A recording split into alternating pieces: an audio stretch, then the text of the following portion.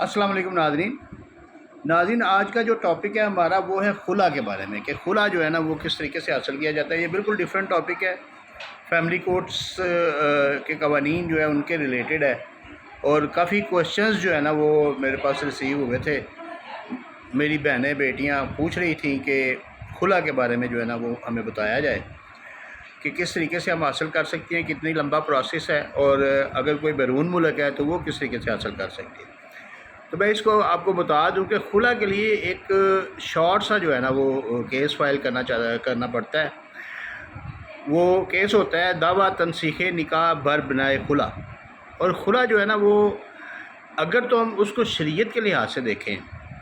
تو جب تک تو خامد کی رضامندی یا اس کے سگنیچر وغیرہ یا اس کی پیشی عدالت میں نہیں ہوگی تو خلا ویلڈ نہیں ہوگا۔ اگر شریعت کے لحاظ سے دیکھیں، کیونکہ وہ شریعت میں بہت زیادہ فتوے آئے ہوئے ہیں تو میں ان کے خلاف بات نہیں کر سکتا،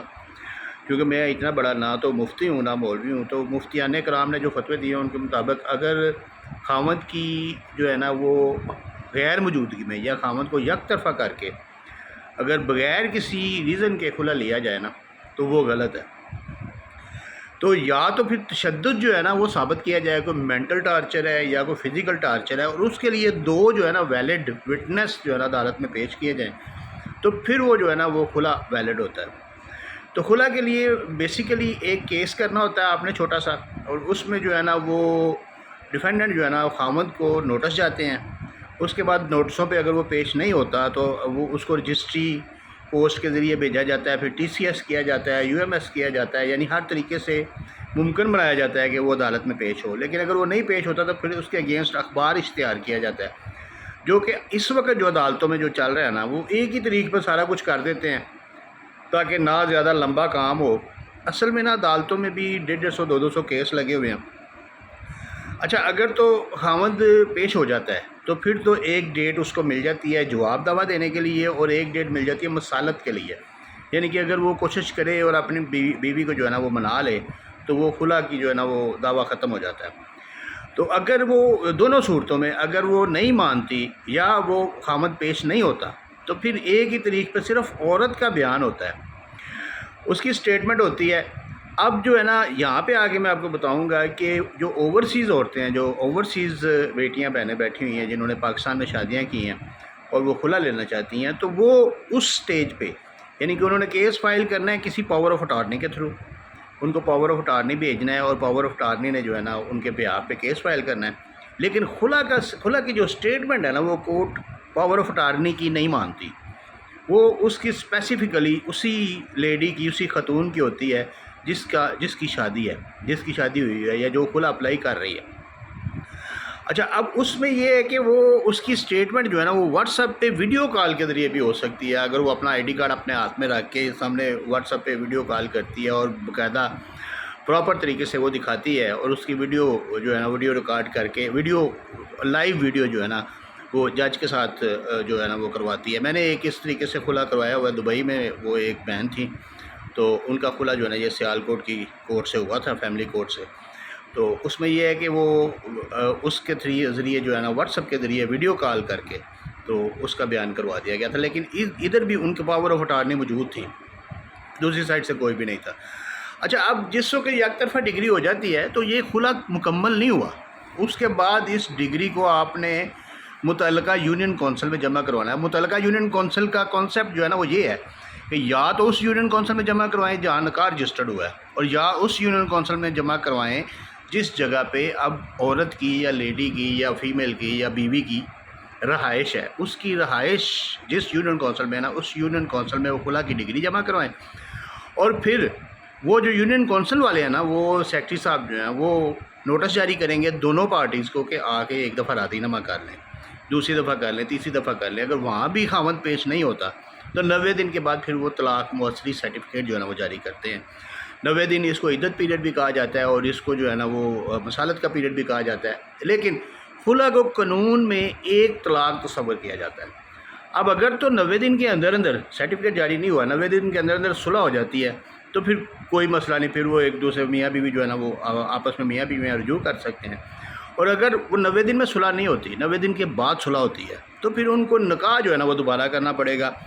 اور وہ 90 دن کے بعد اگر وہ موثری سرٹیفکیٹ جاری ہو جاتا ہے تو پھر نکاح ان کو دوبارہ کرنا پڑے گا. یہ ایک طلاق جو ہے نا وہ قانون کی نظر میں گنی جاتی ہے, 3 طلاقیں نہیں گنی جاتی. لیکن اگر 90 دن گزر جاتے ہیں تو عورت کے پاس یہ رائٹ آ جاتا ہے کہ وہ کسی اور جگہ پہ اپنی شادی کر سکتی ہے, اپنا نکاح کر سکتی ہے. تو خلا اگر شریعت کے لحاظ سے دیکھا جائے تو پھر جو ہے نا وہ اس کو ثابت کرنا پڑتا ہے کہ یہ میرے اوپر تشدد ہوتا ہے,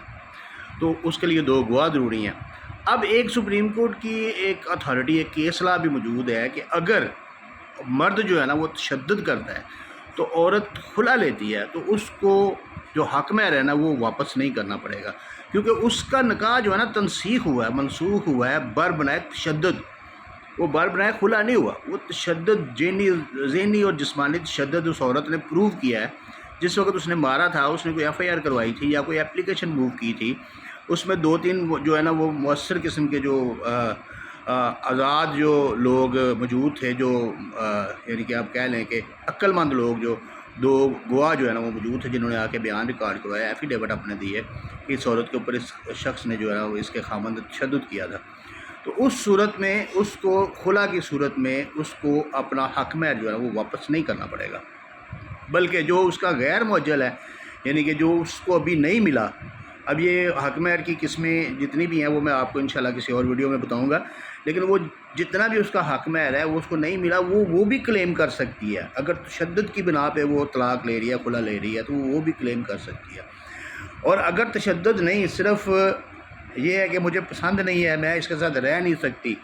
یا صرف اپنا بیان ہے جی یہ مجھے مارتا ہے میں اس کے ساتھ رہ نہیں سکتی, تو پھر وہ ثبوت نہیں ہے, وہ پروو نہیں ہے, وہ ایک ریگولر جو ہے نا وہ ایک کلیم ہے جو عورتیں جو ہے نا وہ اپنے دعویٰ میں کرتی ہیں. تو اس صورت میں جو ہے نا وہ اس کو عورت کو اصولی طور پہ, قانونی طور پہ اور شرعی طور پہ سارا حق مہر واپس کرنا چاہیے. لیکن یہ بیچ میں ایک آیا تھا کہ 50% جو ہے نا وہ کرنا پڑے گا اور 25% جو ہے نا وہ غیر معجل کرنا پڑے گا. تو اس طریقے سے یہ سارا جو ہے نا یہ ابھی جو قانون, ابھی جو فیڈرل شریعت کورٹ نے فیصلہ دیا ہے کہ پھر سارا ہی کرنا پڑے گا, پھر اب ایک ججمنٹ آ گئی کہ 33% کرنا پڑے گا. تو اس طریقے سے یہ ڈے ٹو ڈے جو ہے نا یہ ان کے آپس میں یہ ویری کرتا رہتا ہے, یہ اس کے اوپر کوئی سیٹلمنٹ نہیں ہے. لیکن کورٹس جو ہے نا وہ ابھی 50% اور 25% جو ہے نا وہ اس کے اوپر چل رہی ہیں, وہ وہی آرڈر کرتی ہیں جو ریگولر انہوں نے کمپیوٹر میں لکھا ہوا ہے وہی آرڈر کر دیتی ہیں. تو یہ خلا کی ڈگری اس طریقے سے حاصل کی جاتی ہے. ہاں اگر کوئی خلا لے رہی ہے اور سامان جہیز اور دوسرا تیسرا یعنی کہ خرچہ نانونف کا وہ کلیم نہیں کرتی, تو اس کو لکھنا ضرور چاہیے دعوے کے اندر کہ میرا اتنا سامان جہیز اس کے پاس ہے, میں وہ بعد میں دعویٰ کروں گی, یا میرا اس نے اتنے سال کا خرچہ نہیں دیا میں وہ بعد میں دعویٰ کروں گی. کیونکہ اگر آپ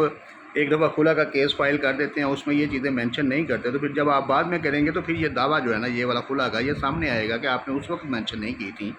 تو اب کس لحاظ سے جو ہے نا وہ آپ اس کو مانگ رہے ہیں. تو اس لیے یہ ساری چیزیں سامنے رکھ کے جو ہے نا اپنا کیس فائل کیا کریں, تاکہ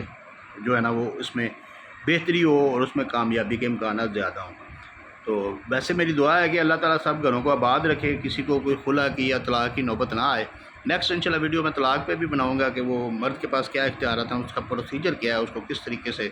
وہ اڈاپٹ کرنا ہوتا ہے, اور اگر وہ نہ اڈاپٹ کرے تو اس کے کانسیکوینسز کیا ہیں انشاءاللہ.